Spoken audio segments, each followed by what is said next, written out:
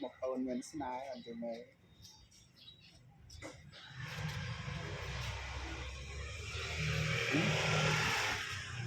à nước lúa sao chứ nó lừa tiền lúa sao chứ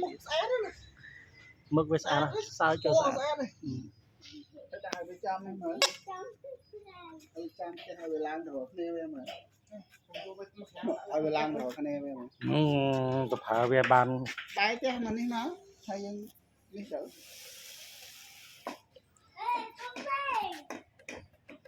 nè mà nè cái nè làm mà nè khăm lươn á mình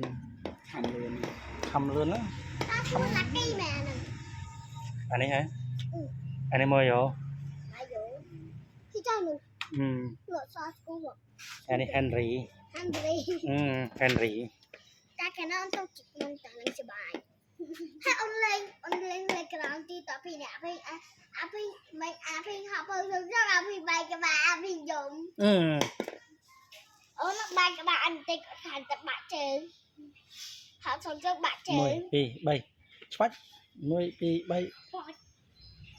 thằng nàyเลยtặng đánh lọt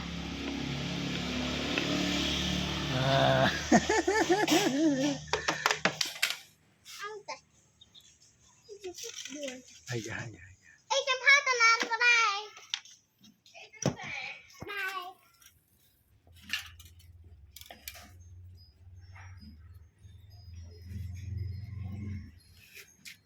đại kia đi chứ bà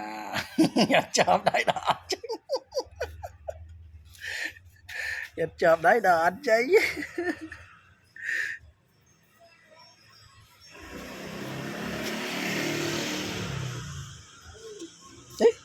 chụp lưng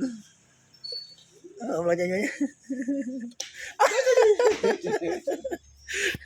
vậy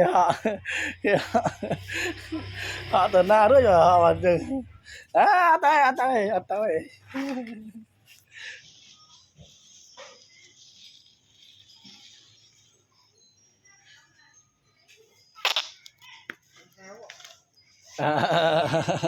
lịch ảnh mà